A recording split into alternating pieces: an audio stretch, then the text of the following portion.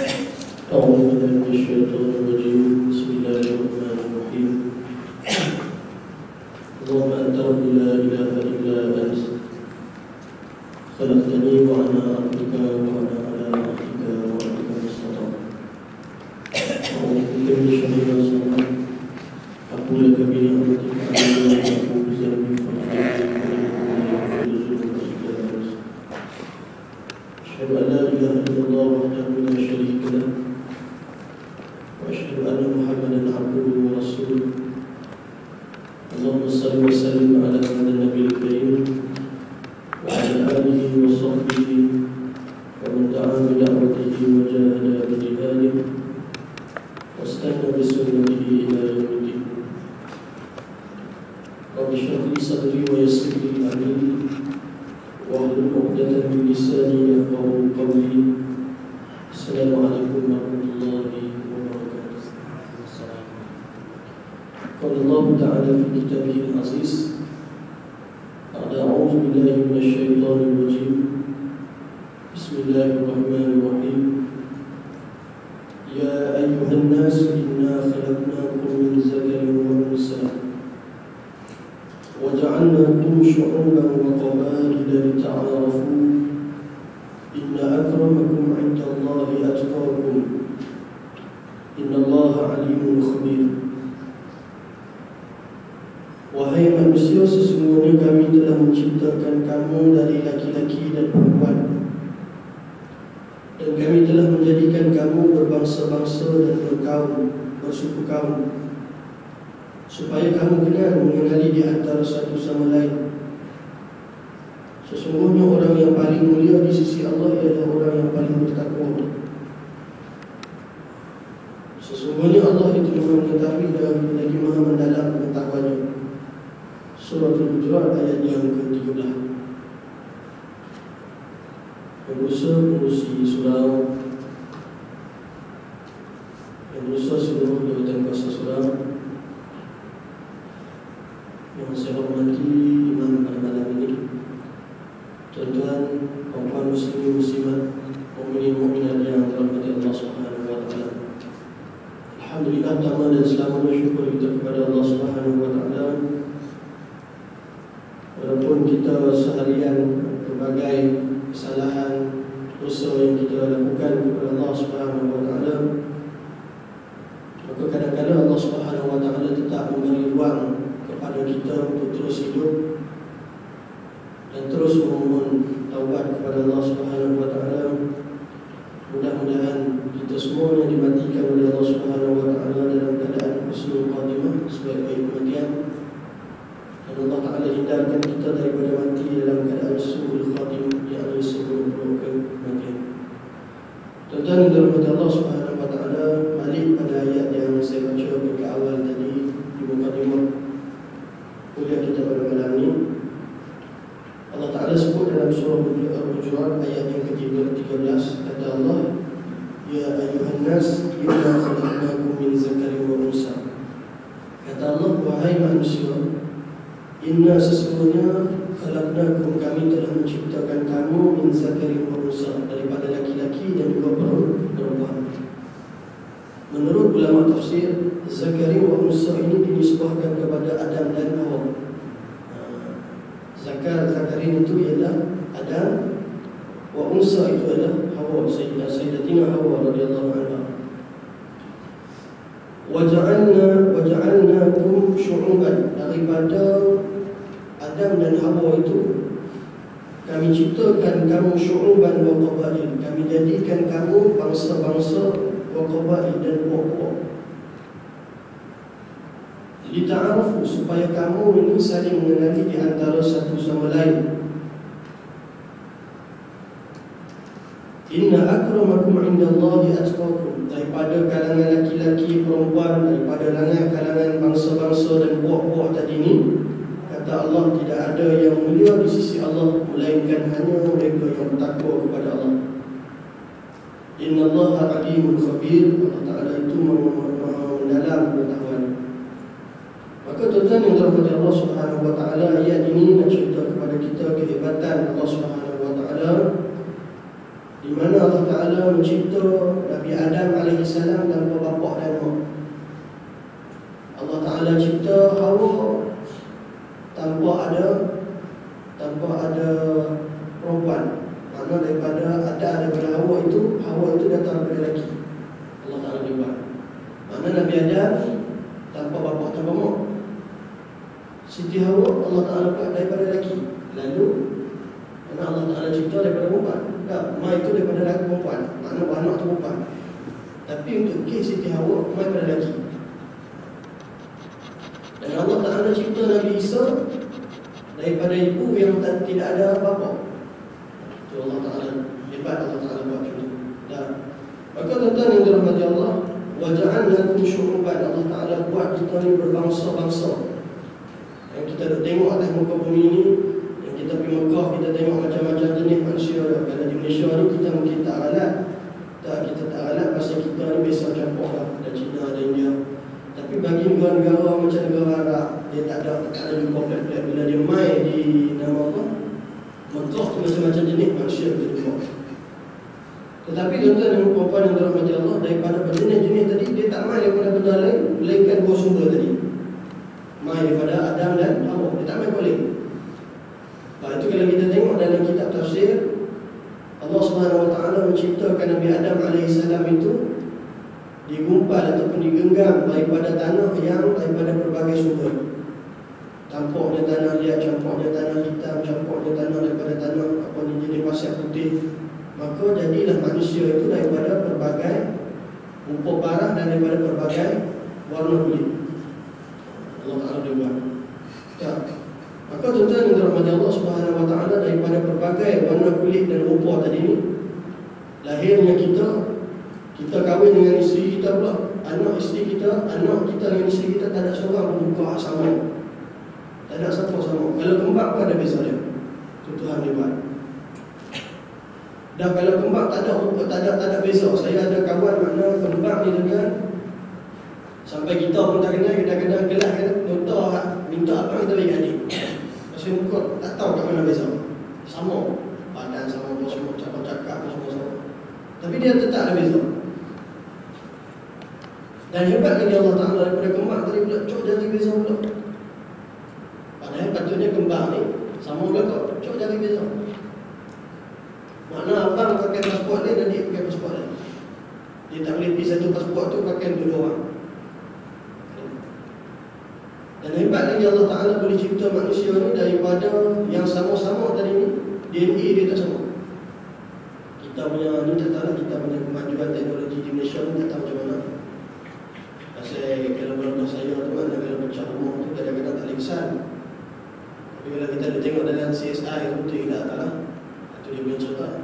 Mana bulu rumah kita tu kalau tinggal kat mayat yang dibunuh tu boleh cari dengan bulu rumah tadi.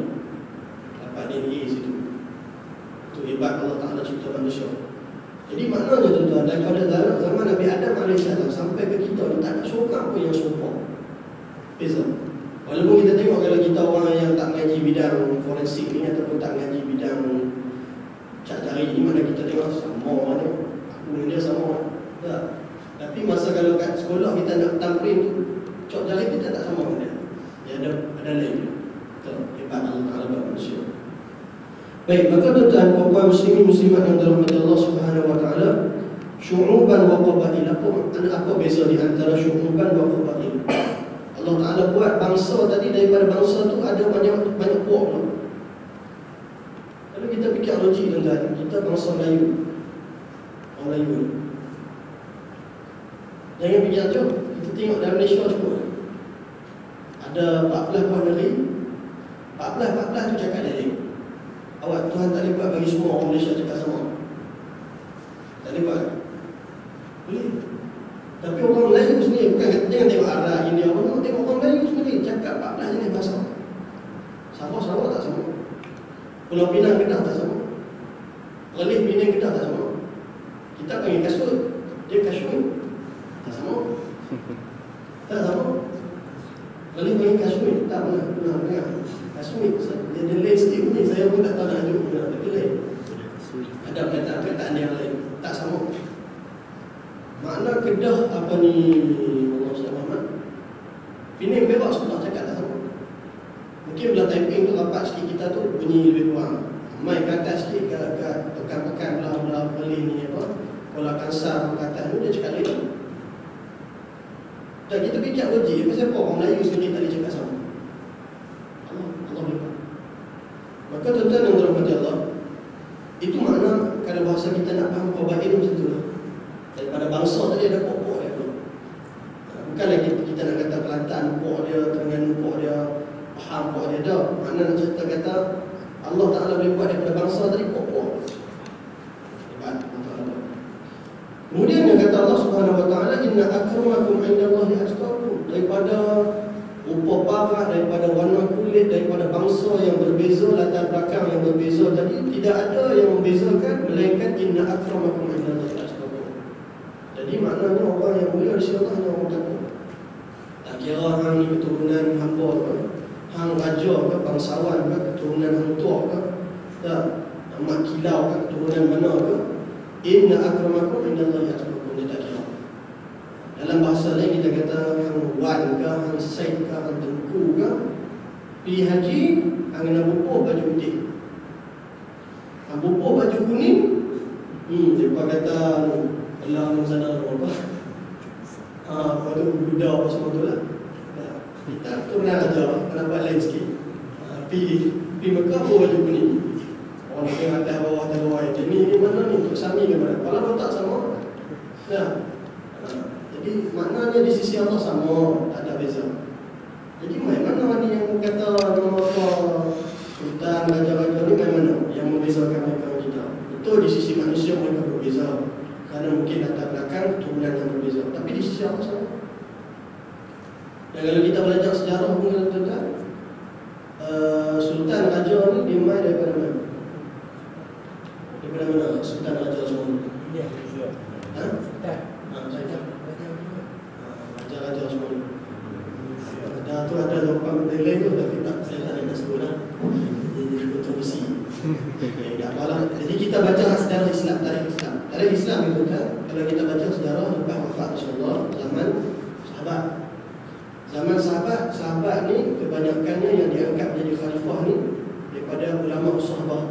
Kerana di kalangan sahabat-sahabat paling alim itu diangkat jadi khalifah. Dia bincang secara syuruk, mana pilih. Kalangan sahabat ni berbincang siapa ada yang kawan ni, kawan ni cadang kawan ni, kawan ni cadang kawan ni, akhirnya timbang naik seorang jadi khalifah. Selepas habis zaman 4 khalifah, ada pendapat kata sampai 5, sampai zaman Umar bin Abdul Aziz. Tapi pendapat kebanyakan majoriti ulama kata 4 sahabat yang diiktiraf menjadi khalifah ialah sampai Sayyidina Ali. Habis zaman Sayyidina Ali, dia masuk kerajaan Umayyah yang diasaskan oleh Muawiyah bin Abi Sufyan. Bila start zaman kerajaan Umayyah bin bani kerajaan Umayyah ini, Abbasiyah, Utsmaniyah, mereka dah tak pakai sistem syura.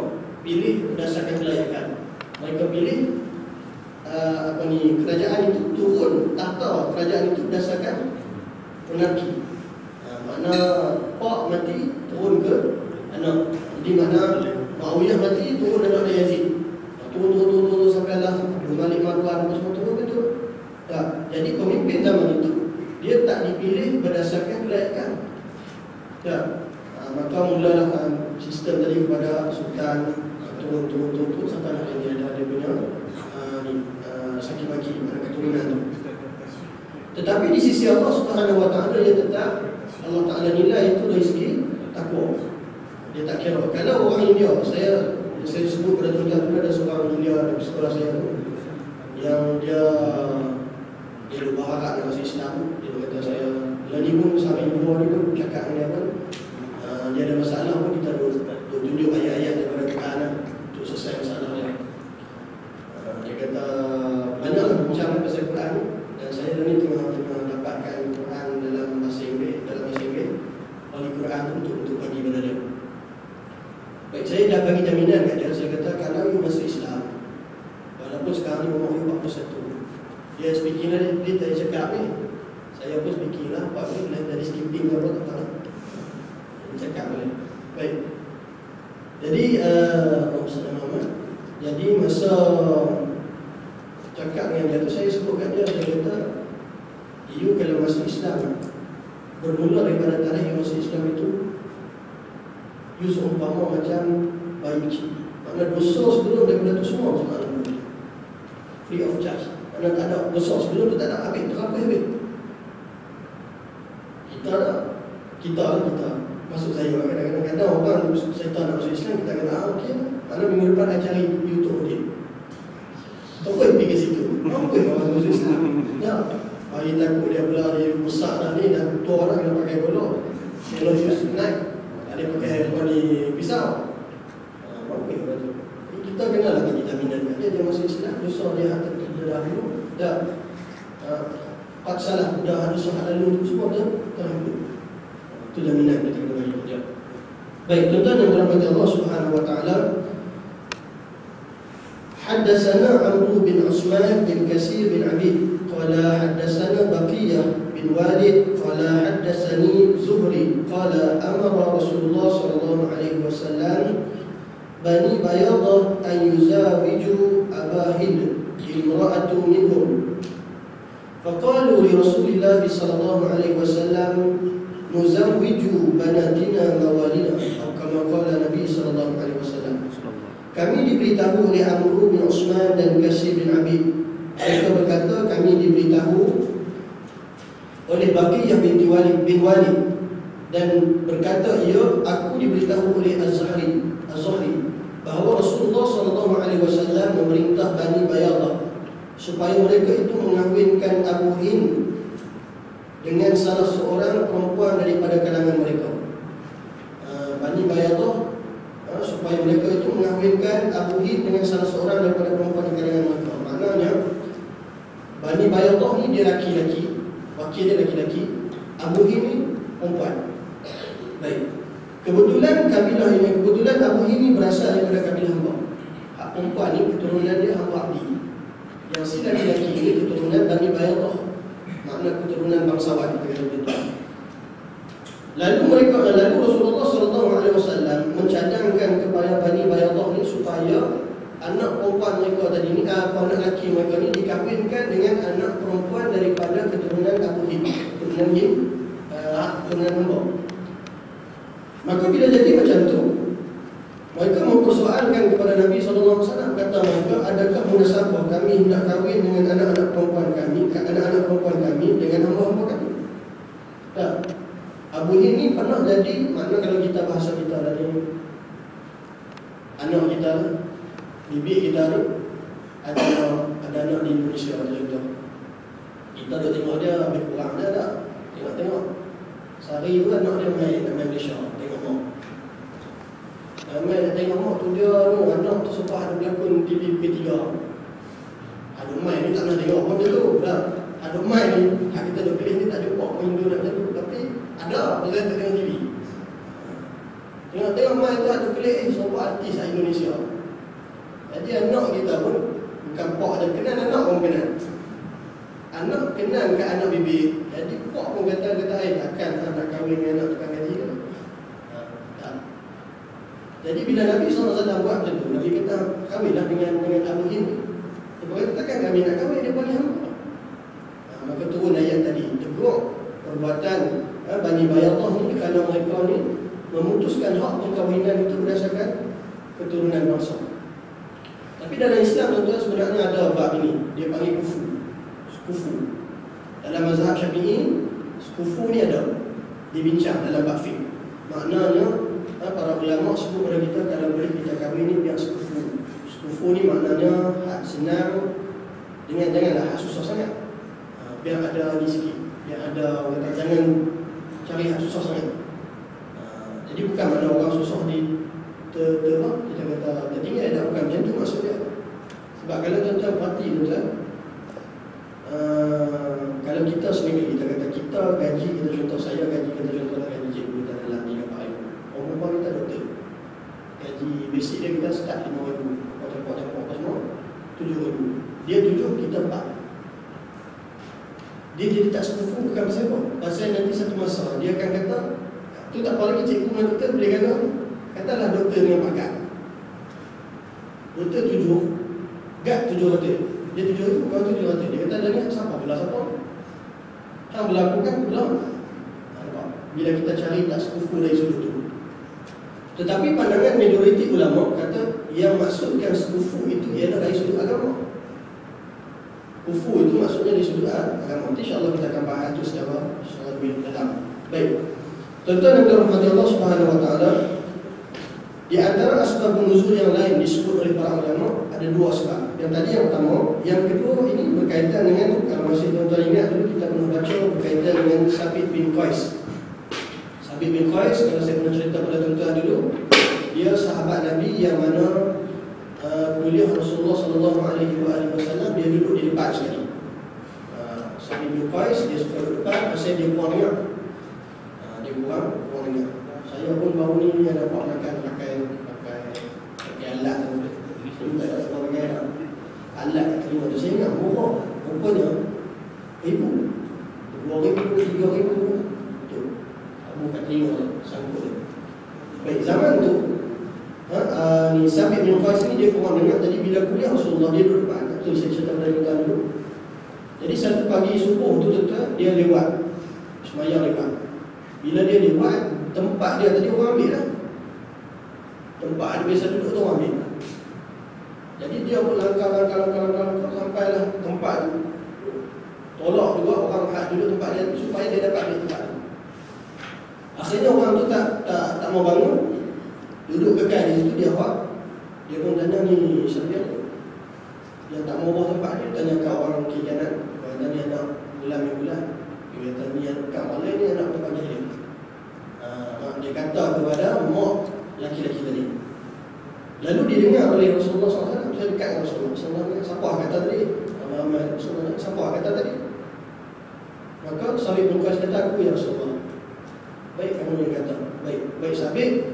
Rasulullah kata, kali kamu ke belakang. Rasulullah kata kepada, wahai Sabit, unzur fi wujuhi qaum. Kali belakang tengok orang yang ada belakang kamu. Qalu ma ra'aita? Rasulullah tanya, apa yang kamu nampak? Qala ra'aitu abyadu wa aswadu wa ahmar. Kata Sabit bin Qais, kata aku lihat belakang aku ada orang putih, ada kulit putih, ada hitam, ada ahmar, merah. Maka dia kata tiga warna. Biasa Rasulullah SAW kalau nisbahkan warna ni, Rasulullah sebut ahmar itu kulit orang Iraq, kulit orang Iran. Abyad asfar itu kulit orang Rom. Orang putih dia kulit kuning. Orang kalau belah Iran, saya pun tak tahu tak ada daripada belah Iran pun, tapi dia kata orang Iran kulit merah. Tak tahu, tak pernah pergi kulit. Dia nak pergi selalu pun tak ada Iran tu. Dia orang kata lain boleh hitam tu, ini salah. Baik. Maka bila dia kali ke belakang, Rasulullah kata, apa nampak? Dia kata, nampak ada kulit putih, ada kulit merah, ada kulit hitam, ada. Kata Nabi SAW, فَإِنَّكَ لَا تَفْضِلُهُمْ إِلَّا بِالتَّقْوَى. Orang yang kamu tengok di belakang-belakang kamu, tidak ada kelebihan pada mereka itu melainkan takwa.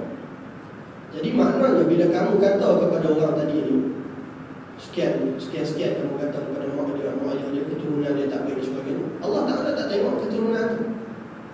Ya Allah Ta'ala tengok batang tubuh orang tadi ni, dia takwa atau mana. Dia bukan tengok pak dia dulu bukan pelacur ke mak dia bukan pelacur. Allah Ta'ala tak tengok, walaupun nasab dia besar.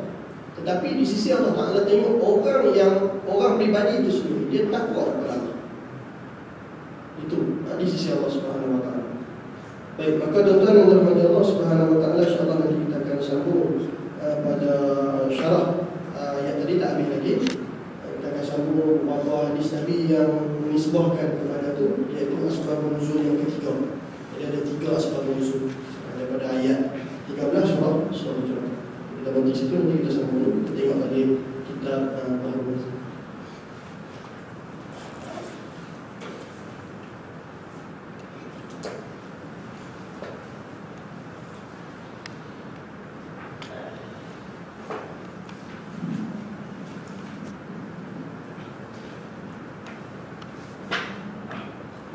Saya berhenti lagi pada surat 78.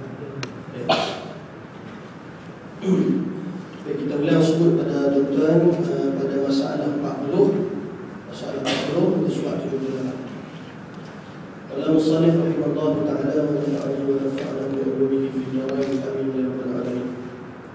Masalah 40 syafaat bagi Nabi itu ada 5. Itu saya cerita dah tentang itu secara ringkas. Pada umum kebanyakan ulama sepakat di antaranya Imam Nawawi dia sebut syafaat Rasulullah ni pada asalnya ada 5. Nanti dia ada cocok. Asalnya ada 5 syafaat Rasulullah.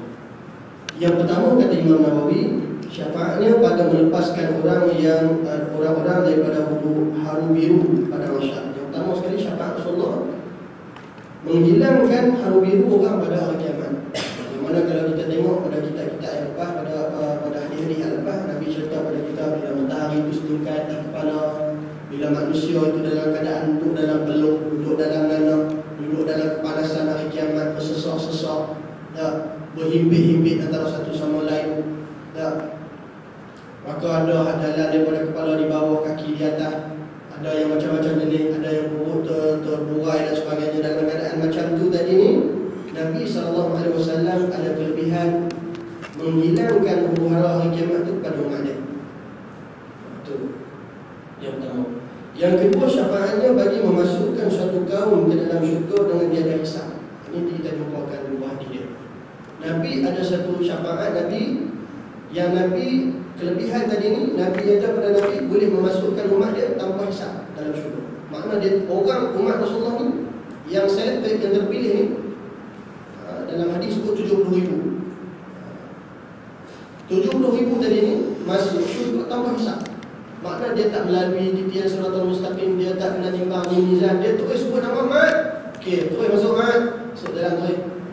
Dia tak ada apa Mat, tak timbang berat apa, tinggi berapa, tak ada. Mat tengok terus masuk jalan. Ini kira special case, tanpa hisab. Ini kalau dapat ni makna kalau kita tu mana kita turun kat sepadan tu, buka turun cermin kan? Turun cermin? Ada? Ada. Turun cermin tu makna tengok-tengok jimat tu. Dia tak tanya tak? Hang mai nak beli apa di Thailand ni, hang mai bawa siapa Thailand ni, tak tanya. Tengok buka cermin tak, tengok. Mak dalam. Itu tanpa hisab. Itu derah tanpa hisab. Kalau dia masuk, dia berhenti tanya dulu apa ni, awak apa ni cermin hitam kan? Tak, awak cermin hitam ni katanya. Jangan bawa siapa belakang. Itu susah tu, dia susah. Ini tanpa hisab. Itu hak kedua. Yang ketiga, memasukkan suatu kaum yang kena hisab atau mustahab kena azab. Mana kena azab? Orang tadi kena azab, kena hisab, maka tiada kena azab. Asal orang tu kena azab, Allah Ta'ala kena kat dia kata contohlah. Kita kata kalau kita baca tentang, kita baca dalam hadis Nabi, Abu Lahab hari Isnin malam Jumaat, hari Isnin malam Jumaat, hari Isnin malam Selasa. Hari Isnin malam Selasa, tiap-tiap hari Isnin malam Selasa, Abu Lahab dia akan diringankan hukuman. Pasal apa? Pasal dia ni orang mula sambut kelahiran Rasulullah SAW. Bukan kata tak kena azab, kena, tapi ringan sikit. Kalau hari tu kena ketuk tampi dulu kata contoh. Hari Isnin kena 15. Kuat sikit. Pasal apa? Pasal dia tu sambut kelahiran Rasulullah SAW. Kalau Abu Lahab kuat lawan Rasulullah pun, kerana dia sambut kelahiran Rasulullah dengan 100 ekor unta pun, Allah Ta'ala ringankan kerana dia sayang Rasulullah. Masa kecil sebelum cerita pasal Islam pun Allah Ta'ala ringan. Kita yang sambut Maulid Rasul takkan boleh dapat lebih tu. Orang tu kata orang yang sambut Maulid Rasul bid'ah tu kan, tak jawapan dia kata begitu tu. Maka tuan-tuan, orang yang kena azab, orang yang kena hisab, Rasulullah ada talian hayat boleh selamatkan orang tadi daripada azab yang berat kepada azab dunia. Itu syafaat. Jadi yang kita baca syafaat-syafaat ni semua ni talian hayat. Kebanyakan Nabi-Nabi dan Rasul yang terdahulu, mereka dipakai habis. Apa itu rancangan apa? Itu ada talian hayat dan tanya. Dia boleh call tanya orang. Itulah lebih kurang betul lah. Atau satu lagi tu ada tu nyanyi apa tu. Expo tu nyanyi dulu. Mau aja expo, mau saya tak expo. Ya. Kalau tengok apa nyanyi tak tahu lagu nama lagu tu apa dia. Itu dia kena tanya orang. Jadi talian hayat tadi dia pakai tadi Rasul-Rasul yang terdahulu pakai habis. Pakai habis ni untuk umat dia masa tadi ni. Tapi Rasulullah SAW dia tak pakai ambil. Dia spare. Ada spare nombor 5 tu. Call kawan baik tu. Contohlah ada cerita mana call kawan baik aktif percaya tu. Rasulullah pakai tu dalam ayat. Sebab tu dalam hadis Nabi kita baca, bila Rasulullah SAW Allah Ta'ala kata kepada Rasulullah, wahai Muhammad, nak dak separuh daripada umat kamu masuk syurga. Apa jawapan Rasulullah bagi? Aku tak mahu. Rasulullah tak mahu separuh daripada umat dia masuk syurga. Pasal apa? Pasal kerana separuh daripada umat dia masuk syurga, separuh lagi tak masuk syurga. Betul tak? Tapi bila Nabi kata aku nak meratai syafaat aku kepada seluruh umat aku, maknanya hampir masuk syurga tak? Hak ada masalah tu pun boleh masuk syurga. Jadi lebih daripada separuh. Salih Nabi ni. Kalau Nabi terima separuh boleh jadi di kalangan kita ni ada tak masuk syurga. Separuh mesti ada separuh tak masuk syurga. Tak, walaupun dia baik, tapi tak boleh masuk sebab separuh. Ni separuh. Tapi bila Nabi kata aku tak mau terima tu, tapi aku nak bagi syafaat keseluruhan kepada umat aku, maknanya mesti lebih daripada separuh. Itu matematik tu. Tak. Baik. Kemudiannya yang keempat, syafaat bagi mengeluarkan orang yang masuk neraka daripada segala orang yang berhaka dan berdosa. Orang yang masuk neraka dah, kerana dia umat Rasulullah SAW, dia keluar balik daripada syurga neraka, masuk dalam syurga. Kerana ada tertulis pada dia itu umat Muhammad SAW. Itulah kelebihan yang ada pada kita yang tak ada pada umat lain. Itu kelebihan kita. Jadi kita jangan kedekut Rasulullah SAW nak perjuangkan agama dia, nak selawat kat atas dia. Jangan kedekut, pasal esok dia nak tolong kita. Rasulullah akan tolong kita. Jangan kira Rasulullah SAW. Baik, kemudiannya yang kelima, syafaatnya pada meninggikan darjat. Ini syafaat Rasulullah pada meninggikan darjat. Apa makna meninggikan darjat? Meninggikan darjat ni makna kata contoh, katalah Abu duduk di syurga yang pertama. Oleh kerana Rasulullah SAW ni kenal yang bunyi seorang yang jaga agama, ikut apa yang Rasulullah SAW suruh perjuangkan agama Islam ni.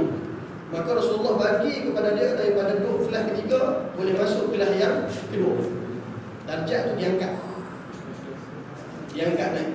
Dah macam kita lah, kalau kita kenal nama apa, macam saya pergi ada satu anak syarikat Islam orang kenal kawan baik dalam tu ada. Jadi orang tak boleh masuk tempat tu lebih kurang.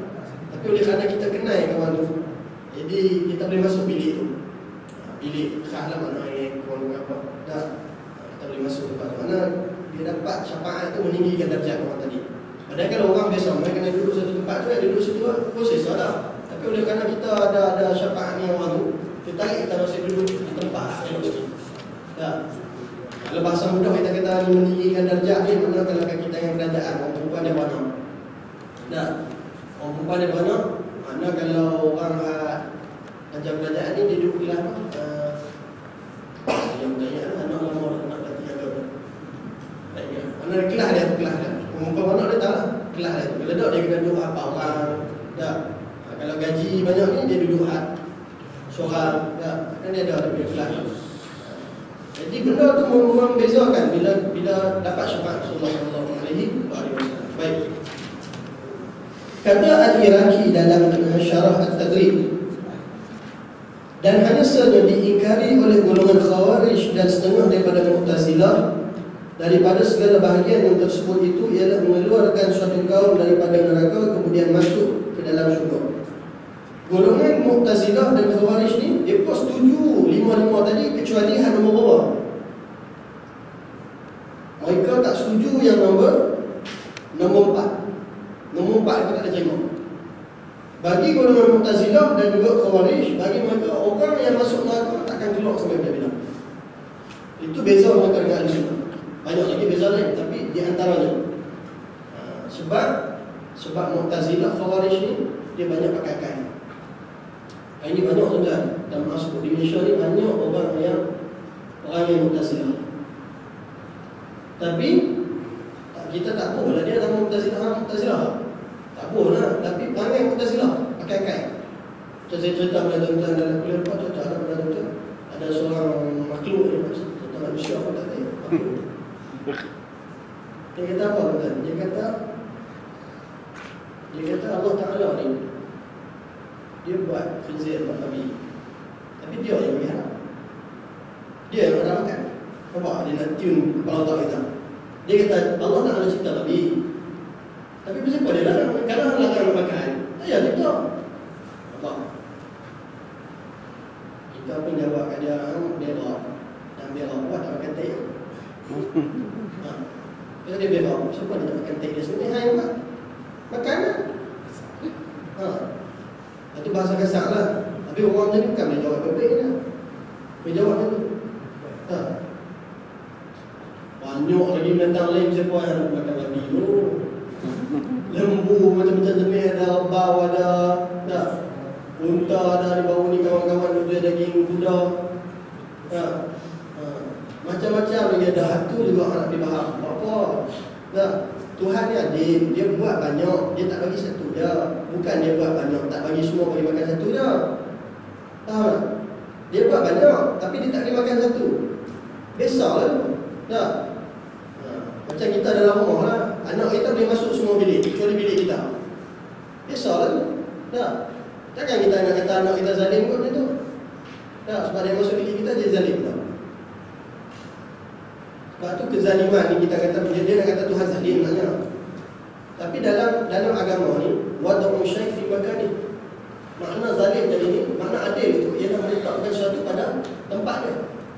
Adil ni macam saya contoh pada tuan-tuan dulu lah, pada tuan-tuan ingat. Adil ni bukan makna anak form 5 dengan anak darjah 1. Dua-dua kita bagi RM1. Anak form 5 kita bagi RM1, anak darjah 1 kita bagi RM1. Anak form 5 tanya, pasal apa ayah bagi kat saya RM1, kat adik RM1 juga? Dia kata inilah keadilan.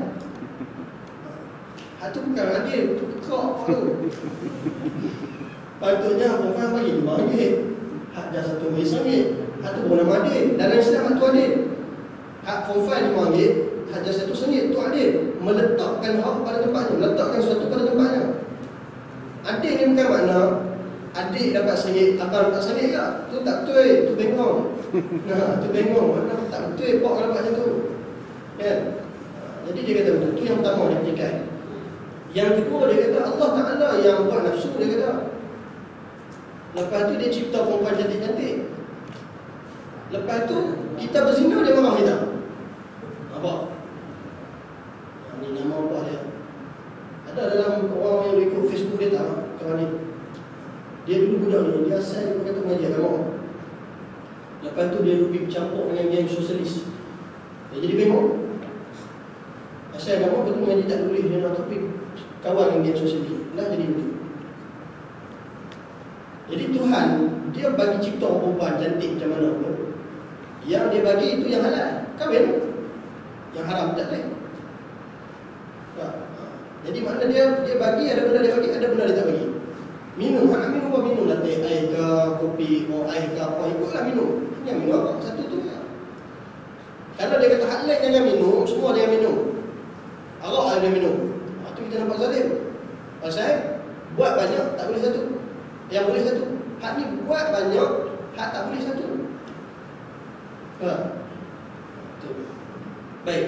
Maka mereka ni golongan Mu'tazilah dengan Khawarij ni, tuan-tuan, mereka ini khilaf dalam sudut mengeluarkan manusia daripada neraka setelah masuk neraka. Kerana mereka tak setuju dengan ahli sunnah wal jamaah. Kita ahli sunnah, kita faham masuk neraka kena siksa oleh hamba umat Rasulullah SAW, maka keluar balik masuk dalam syurga. Dan tiada ingkar mereka itu akan syafaat yang besar bagi melepaskan huru haru biru di padang mahsyar itu, dan syafaat pada menyegerakan hisab, dan syafaat menambahkan beberapa darjat dalam syurga bagi ahlinya. Hadis semua lepas itu. Dan bagi tiap-tiap satu daripada segala bahagian syafaat yang disebut ini, ada beberapa dalil yang dikeluarkan daripada hadis Nabi SAW. Maka syafaat itu dalilnya ialah hadis daripada Abu Hurairah daripada masalah ini dan lainnya. Dan dalil syafaat Rasulullah bagi suatu kaum dan tiada hisab itu ialah hadis Abu Hurairah dahulu daripada masalah ini. Dan dalil yang ketiga maka menunjukkan atas sabda Nabi SAW, hadis dari riwayat Abi Huzaifah, wa nabiyyukum ala sirati yakumu rabbi salim. Artinya bermula Nabi kamu di atas titi berkata, Ya Allah selamatkan. Baik tuan-tuan yang dirahmati Allah Subhanahu wa taala, ini di antara ucapan Rasulullah, Rabbi salim, Ya Allah selamatkan umat aku, Ya Allah selamatkan umat aku. Dan ucapan orang beriman juga macam tu juga. Ucapan orang beriman pada hari kiamat, dia akan sebut di mulut dia, Rabbi salim, Rabbi salim, Ya Allah selamatkan, Ya Allah selamatkan. Itu ucapan orang pada hari kiamat. Dan dalil yang keempat maka ialah hadis Imran bin Husain di dalam Bukhari, iaitu dikeluarkan oleh Nabi akan kaum daripada neraka dengan syafaatnya, maka masuk mereka itu ke dalam syurga, maka dinamakan mereka itu ialah Jahamiyah. Jahanamiyah, maknanya dia ada pasport. Hang pernah pergi negara mana tak ada pasport? Cok tu mana pernah pergi Iraq, pernah pergi Iran, tak pernah pergi mana mereka dia ada cok. Jadi hang masuk neraka dah, kena sesa, keluar balik tu masuk syurga, tapi dalam tepi cok syurga tu ada bekas tahanan neraka. Ada tulis. Jadi itulah yang disebut dengan golongan Jahannamiyah. Jahannamiyah ni makna bekas neraka. Dan ada pun dalil yang kelima, yakni dalil syafaat Nabi pada mengangkatkan segala darjat itu, maka iaitu berkata Imam Nawawi rahimahullah ta'ala di dalam kitabnya Kitabul Rawdah, sesungguhnya ia daripada ketentuan bagi Nabi SAW dan tiada disebutnya sandarannya. Ini Nabi sendiri sebut, tak ada sandaran hadis, Nabi sendiri sebut. Ya.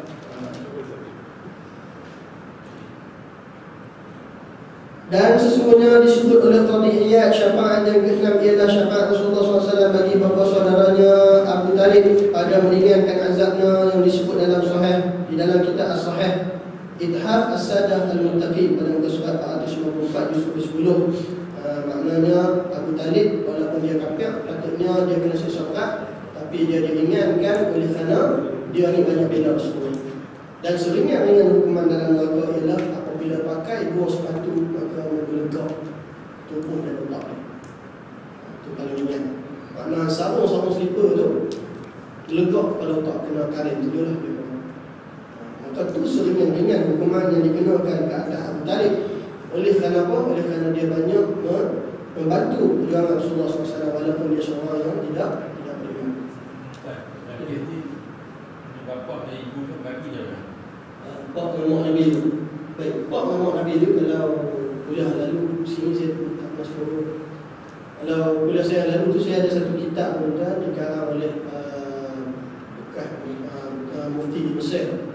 Ini Dr. Ali Jumaah, dia sebut pak Rasulullah SAW. Dia bila kita tengok pada kitab-kitab yang ditulis oleh para ulama, pak dengan mak Rasulullah jelas-jelas dah. Tidak, dia Rasulullah tak ada lagi. Tak, bila Rasulullah tak ada, ada pak dengan mak dia belum. Kata ulama, pak dengan mak dia termasuk di kalangan golongan Ahlul Fitrah. Ahlul Fitrah ni siapa dia? Ahlul Fitrah ni ialah orang yang duduk sempatan di antara Nabi sebelum tu dengan Nabi kemudian. Dia terlepas kapal dia kata, kerana tak sampai kepada dia mesej. Dia panggil Ahli Fitrah. Maka Ahli Fitrah ni tak dihukum. Kalau bahasa kita lah ni, kita kata orang asli tak pernah orang jumpa dalam bukit-bukit hutan. Dia mana nak sampai dia? TV, radio tak ada. Tak, azan tak dengar ada. Islam tak sampai ke dia. Maka dia termasuk Ahli Fitrah, orang yang tak dosa. Jadi dia pun ni macam mana? Masuk syurga. Dia masuk Al-Fitrah dia tak sebuah pahala. Tapi itu jaminan daripada Rasulullah, jaminan daripada Allah Ta'ala. Keturunan Rasulullah ni bersih daripada penyembahan berhala dan bersih daripada zina. Itu jaminan Allah Ta'ala kepada Rasulullah. Kerana tak ada di kalangan keturunan Rasulullah ni yang Allah SWT yang mana ada penyembah berhala. Sebab tu orang bertikai dalam ada perbincangan tentang pak Nabi Allah Ibrahim AS. Kita dah baca dulu, masa kecil-kecil kita dah baca dulu, pada kata pak Nabi Ibrahim ni pengukir berhala, asnam, pengukir berhala. Maka ulama bawa, dia kata ayat dalam ayat Quran yang kata pak dia ni tukang berat tu, pak tu bukan pak Nabi Ibrahim, tetapi pak makan. Pak makan, sebab tu ya abadi, dia sebut, bila sebut pak saudara, pak tu dia macam kita lah, macam anak saya duduk rumah pengasuh. rumah pengasuh. Dipanggil kat pengasuh tu, padahal pengasuh tu tak anak dia pun, tapi dia punya orang. Dia jadi dalam bahasa Arab pun macam tu. Bila pok ni tak semestinya pok tu dia. Pok makan. Jadi kata ulama, mustahil bapak Nabi Ibrahim tu buat pahala. Keturunan makna bila pok Nabi Ibrahim buat pahala, Nabi Ibrahim keturunan dia turun kepada Rasulullah. Nah, jadi makna keturunan Rasulullah ada orang yang pengukir pahala. Tak kena. Nah, tak kena. Jadi ulama kata mustahil. Yang disebutkan kepada, saya tak ingat ayat dia dalam Quran yang cerita tentang pok dia, boleh jadi dalam surah Anbiya. Pasal cerita banyak pasal Nabi Ibrahim ni dalam surah Anbiya, pasal dia pergi jumpa dengan Namrud, semua tu dalam surah Anbiya. Cuba cek balik. Jadi maknanya pok hak buat tadi ni bukan pok betul dia, tapi pok makan ke macam tu. Allah Allah. Baik. Kemudian sikit lagi pada masalah 41 kita balik. Syafaat Nabi bagi orang-orang yang berdosa besar. Sesungguhnya orang yang berdosa itu kecil dan besar kena azab dan dera dalam dunia akhirat. Kalau kita kena ingat tentang dosa kecil, dosa besar yang Allah Ta'ala tak ampun, yang kita tak minta ampun ya Allah akan diazab ikut sesuai dengan dosa dia buat. Tetapi azab orang yang berdosa besar itu tentulah lain daripada azab orang yang berdosa kecil. Tentu sekali. Dan orang yang buat dosa besar, tentulah azab dia itu lebih besar daripada dosa orang yang buat kecil. Kerana dosa kecil itu tentulah lebih ringan azabnya. Dan sesungguhnya ada tersebut dalam hadis bahawa Nabi kita ada menolong syafaatkan orang-orang yang berdosa besar dan meringankan siksa orang-orang yang keras siksa atasnya. Maknanya bukan tak kena siksa, orang tu tak kena siksa buat dosa, tapi ringan. Ringan okey lah tuan. Makna bukan okey saya nak kata tuan kita buat dosa ramai dah kan itu. Saya kata kita faham tak? Kita bahasa lain. Baik. Kerana orang yang dosa kecil tentulah ringan azab daripada orang-orang yang dosa besar itu, dan orang-orang yang dosa besar itu penting azabnya. Maknanya dia kena azab lah. Dan sesungguhnya ada tersebut dalam hadis bahawa Nabi kita ada menolong syafaat orang yang dosa besar, meringankan siksa orang yang keras siksa atasnya. Bermula dalil menunjukkan atas yang demikian itu hadis yang dikeluarkan oleh Abu Isa Tirmizi, katanya an Anasin qala Rasulullah sallallahu alaihi wasallam syafaati li ahli al-kaba'ir min ummati. Diriwayatkan daripada seorang sahabat bagi Nabi sallallahu alaihi wasallam, iaitu Sayyidina Anas bin Malik radhiyallahu anhu, bermula syafaat aku bagi orang-orang yang berdosa besar ke atas umatku. Kata Abu Isa Tirmizi, bermula hadis ini hasan lagi sahih, lagi gharib daripada ini wajah, dan pada bab ini ada riwayat daripada Jabir. Hadis ini benar tak ramai orang riwayat, satu Anas, satu Jabir. Dia panggil hadis gharib. Hadis gharib ni makna orang yang riwayat tak ramai, sikit. Panggil hadis gharib. Jadi kita berhenti situ. Surah insya-Allah. Sikit apa. Baik, masalah syafaat Nabi bagi orang-orang yang ditinggikan darjat. Sungguhnya boleh Nabi kita meninggikan darjat syurga akan orang yang rendah darjatnya dengan syafaatnya. Sebagaimana boleh ia melepaskan orang-orang yang bersamaan timbangan baiknya dan jahatnya pada azab syafaat itu. Maknanya orang yang timbang tuan, antara baik dan jahat itu sama banyak, baik 50, jahat 50. Syafaat Rasulullah beratkan baik. Maka itu Nabi boleh bagi syafaat. Maka itu termasuk dalam meninggikan darjat. Karena saya ada orang tu sama, dosa pahala sama, tapi Nabi tinggikan darjatnya dengan memberatkan. Dah ada hadis Nabi kata, Nabi letak Nabi punya selendang Nabi SAW atas apa ni mizan, sehingga berat apa ni timbangan sebelah kebaikan. An Jabir bin Abdullah qala Rasulullah sallallahu alaihi wasallam syafa'ati li ahli al-kaba'ir min ummati. Qala Muhammad ibn Ali qala li Jabir ya Muhammad man lam yakun min ahli al-kaba'ir fama lahu wa lisyafa'ati. Diriwayatkan daripada seorang sahabat Nabi namanya Jabir bin Abdullah radhiyallahu anhuma, yakni kepadanya dan juga kepada bapaknya, katanya telah bersabda Rasulullah sallallahu alaihi wasallam, bermula syafaat aku, harap aku kepada Allah Ta'ala bagi orang-orang yang besar-besar daripada umatku. Kata Muhammad bin Ali berkata bagiku Jabir, hai Muhammad, siapa tidak ada ia terbilang daripada orang-orang yang berdosa besar, maka tiada baginya syafaat mengeluarkan siksa daripada sebab dosa itu, dan ada baginya syafaat meninggikan darjat. Maknanya kita kata nak hilang dosa tak boleh, tapi dia ringankan azab dia. Maknanya kalau orang yang duduk di tempat yang rendah, Nabi SAW dia angkat dia naik di tempat yang tinggi.